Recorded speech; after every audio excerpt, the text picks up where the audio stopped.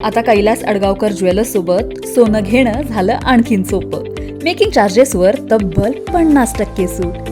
मर्यादित कालावधीसाठी नक्कीच भेट द्या. कैलास अडगावकर ज्वेलर्स, दत्त मंदिर बस स्टॉप, नाशिक रोड.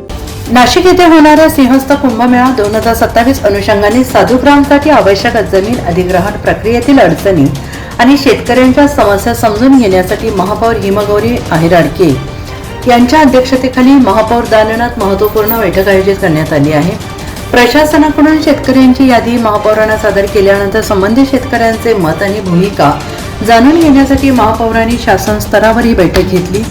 एकूण 377 एकर जमिनीपैकी 94 एकर जमीन अधिग्रहित करण्यात आली असून 283 एकर अधिग्रहण बाकी आहे. यापैकी 192 एकर अतिरिक्त जमीन अधिग्रहणाचा प्रस्ताव कुंभमेळा प्राधिकरणाकडे सादर करण्यात आलेला असून त्यांनी तो राज्य सरकारकडे पुढे पाठवलाय.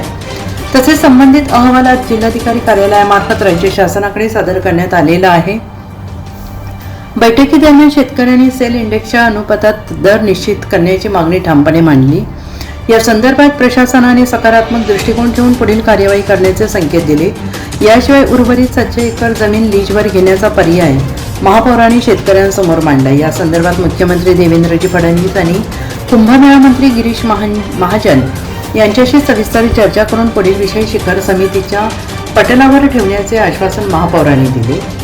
शिखर समिती ही सन्माननीय मुख्यमंत्र्यांची समिती आहे, ज्यामध्ये सगळेच सन्माननीय खाती जी कुंभमेळ्यात काम करणार आहेत, त्याचबरोबर त्यांचे अधिकारी, सन्माननीय आमदार आणि स्थानिक जे काही अधिकारी असतील इन्चार्ज आणि महापौर आणि संत समिती ही देखील त्याचा एक भाग आहे.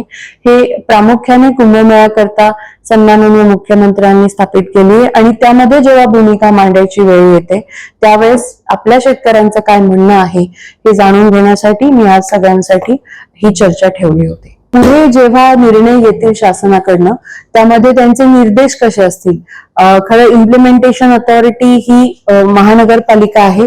त्यात जोपर्यंत शासनाकडनं क्लॅरिटी येत नाही तोपर्यंत नेमकी बैठक ही नाशिक महानगरपालिका आयुक्त प्रशासन की कुंभमेळा प्राधिकरण आणि अध्यक्ष यांच्यात होणार आहे हे सांगणं आता चुकीचं राहील. जेव्हा शासनाकडनं तसे निर्देश येतील त्यावेळेस ती बैठक घेण्यात येईल. महापौरांची मीटिंग नाही घेतलेली. महापौरांनी आज आम्हाला सन्मानाने बोलवलं आणि तुमचं म्हणणं काय हे महापौरांनी आम्हाला विचारलं. त्यावेळेस आम्ही त्यांना पहिला प्रश्न केला की अक्वायरिंग अथॉरिटी कोण आहे. तर त्यांचं म्हणणं आहे की महापालिका आणि सिंहस्थ कुंभमेळा आहे. मग त्यांना दुसरा प्रश्न केला की कंपल्सरी ॲक्विजिशन आहे की तुम्ही वाटाघाटीत घेणार आहात. तर ते म्हटलं वाटाघाटीत घेणार आहे. म्हटलं मग आम्हाला तुम्ही काय दर देणार आहात. तर त्यांनी सांगितलं की दर हा आम्हाला तुमच्याकडनं अपेक्षित. म्हटलं आम्ही दर सांगत नाही, तुम्ही आम्हाला दर सांगावा आणि शेखर सिंग साहेब, गडाम साहेब आणि तुम्ही एकत्र बसून आम्हाला बोलवावं. तुम्ही आम्हाला दर सांगावा. तो दर जर योग्य वाटला तर आमचा शेतकरी तुम्हाला हो म्हटल्याशिवाय राहणार नाही. सिंहस्थ झाला पाहिजे याच्याबद्दल आमचं काही म्हणणं म्हणजे याला विरोध नाही. परंतु 2015 पासून आमच्या जागा 2014 पासून 2005 पासून मुळात त्या तशाच पडलेल्या आहेत. तर तुम्ही आम्हाला दर सांगावा, मग आम्ही त्या दराच्या बाबतीत विचार करून तुम्हाला उत्तर देऊ. त्यांनी ते मान्य केलं. त्या आता शेखर सिंग आणि आयुक्तांशी बोलतील, मग गेडाम साहेबांशी, आणि नंतर पुन्हा आम्हाला बोलून आम्हाला दर सांगतील. मग शेतकरी चर्चा करून त्यावर शेतकरी सांग हीच भूमिका आहे. यावेळी उपमहापौर विलास शिंदे, स्थायी समिती सभापती मच्छिंद्र सानप, भाजपा गटनेते ॲडव्होकेट श्याम बडोदे, राष्ट्रवादी काँग्रेसचे गटनेते सीमा ठाकरे, नगरसेवक सुरेश पाटील, अजय बोरस्ते, गुरमीत बग्गा, गौरव गोवर्धने, प्रियंका माने, रिद्धीस निमसे, नामदेव शिंदे, जई शिंदे, इंदुबाई खेताडे, राष्ट्रवादी शहर अध्यक्ष रंजन ठाकरे, सामाजिक कार्यकर्ते जयवंत जेजूरकर, समाधान जेजूरकर, पंचक्रोशीतील शेतकरी मोठ्या संख्येने उपस्थित होते. NCN न्यूजसाठी रोहनदानी नाशिक.